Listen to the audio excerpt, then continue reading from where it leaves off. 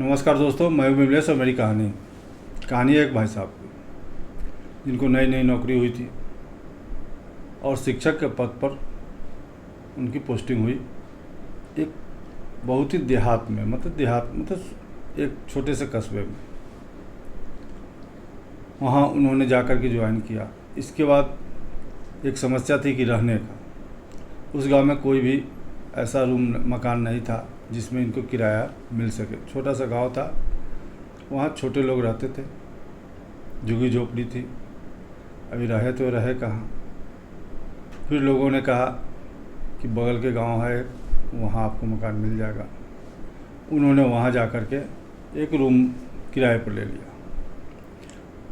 वह गांव जहाँ पर ये इन्होंने मकान लिया, वहाँ से लगभग 2 से 3 किलोमीटर थी उस स्कूल की दूरी। अब क्या करता बेचारा, वहाँ से प्रतिदिन पैदल जाते थे, पैदल आते थे। मन ही मन भगवान को भी कोसते थे कि भगवान नौकरी तो दिया आपने सही, लेकिन ऐसे जगह पटक दिया कि यहाँ ना ऑटो की सुविधा है, ना रिक्शा चलती है, पैदल ही जाना पड़ता। कुछ दिन यूँ ही ऐसा ही चलता रहा। उसके बाद गांव का लोग जो दूसरे गांव जाता था तो इस सर जी को लिफ्ट दे दिया करता था। प्रतिदिन कोई न कोई लिफ्ट देने वाला मिल ही जाता था। उनको मोटरसाइकिल पर बैठा करके उस स्कूल तक छोड़ देता था। फिर उनके मन में विचार आया कि इस तरह कैसे चलेगा। रोज़ रोज़ लिफ्ट देने, कभी कभी लिफ्ट देने वाला नहीं मिलता था, उस दिन पैदल ही जाना पड़ता था। तो इन्होंने एक निर्णय लिया कि एक बाइक खरीदी जाए। लेकिन नई नई नौकरी थी, पैसे थे नहीं, बाइक कहाँ से खरीदें। फिर इन्होंने अपने सैलरी से कुछ पैसे बचा करके जमा करना शुरू किया। कुछ महीनों में कुछ पैसे जमा हो गए। इसके बाद उन्होंने उस पैसे से लोन पर डाउन पेमेंट करने के बाद एक बाइक ले ली। अब उस बाइक से स्कूल जाने आने लगे। और उन्होंने एक और निर्णय लिया कि आज से, अभी तक तो मैं दूसरे के लिफ्ट देने पर मैं जाता था, अब आज से मैं भी लिफ्ट दिया करूंगा। जो भी इस गांव से जाते समय मिलेगा उसको मैं लिफ्ट दे दिया करूंगा। बस अब यह सिलसिला चलता रहा। प्रतिदिन स्कूल जाने के लिए निकलते तो रास्ते में जो भी मिलता उसे गाड़ी पर बिठा लेते और जहाँ का था वहाँ उतार देते स्कूल के रास्ते में। सब कुछ अच्छा चल रहा था। अचानक एक रोज़ स्कूल जा रहे थे तो एक आदमी ने हाथ दिया। इन्होंने सोचा शायद इसे लिफ्ट की ज़रूरत है। गाड़ी रोकी और उस आदमी को कहा कि आके बैठ जाओ। वह आकर के बैठ गया। कुछ ही दूर आगे गए थे कि उसने इनके पीठ में चाकू सटा दिया और कहा कि सर जी आप गाड़ी हमें दे दो। अब सर जी को लगा कि अब हमारी गाड़ी की लूट हो रही है। सर जी समझ गए। जान बचाने के लिए उन्होंने गाड़ी की चाबी दे दी।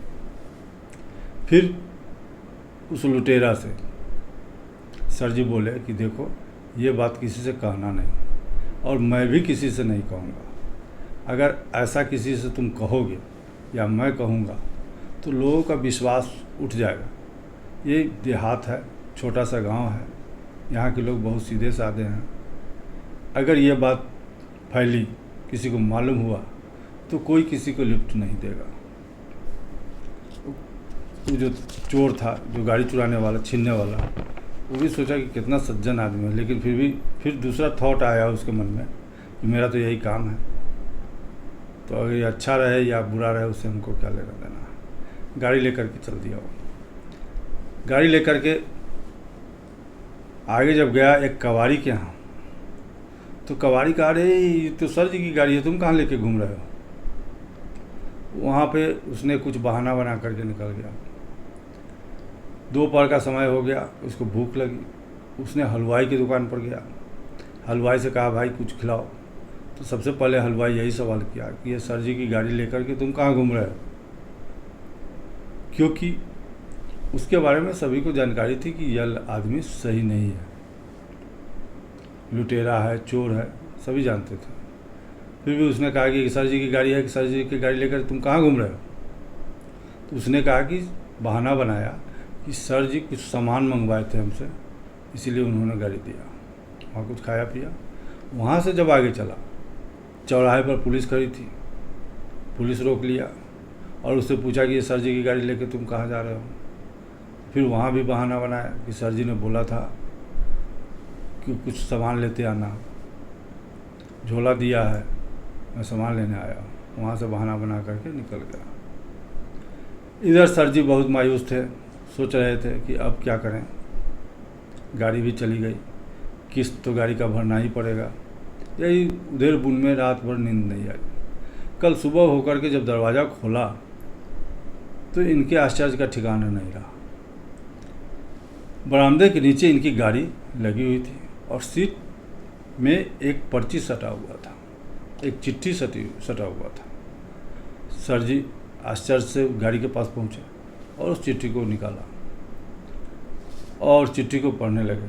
उस चिट्ठी में लिखा हुआ था कि सर जी, मैं आपका गाड़ी चुराया या छीना, जो भी हो आप कह लीजिए, मैं लुटेरा ज़रूर हूँ, मेरा काम यही है, लेकिन आपकी गाड़ी है या अमिताभ बच्चन है या हमारे समझ में नहीं आया। हर चौक चौराहे पर जहाँ भी गया, पहले तो मैं कबाड़ी के यहाँ गया, वहाँ कबाड़ी पूछने लगा कि भाई सर जी की गाड़ी कहाँ लेके जा रहे हो। हलवाई की दुकान में गया, हलवाई कहा कि ये सर जी की गाड़ी तुम लेके कहाँ घूम रहे हो। चौराहे पर गया तो पुलिस ने रोक लिया, फिर मैं वहाँ भी बहाना बना करके चला आया। आपकी गाड़ी आपको मुबारक हो, हमें माफ़ कर दीजिए। आपकी गाड़ी नहीं, बॉलीवुड का कोई बड़ा स्टार है। कहानी छोटी सी थी, अगर अच्छी लगी हो तो लाइक और सब्सक्राइब कीजिएगा। कहते हैं ना, करो कुछ ऐसा कि दुनिया करना चाहे तुम्हारे जैसा। नमस्कार।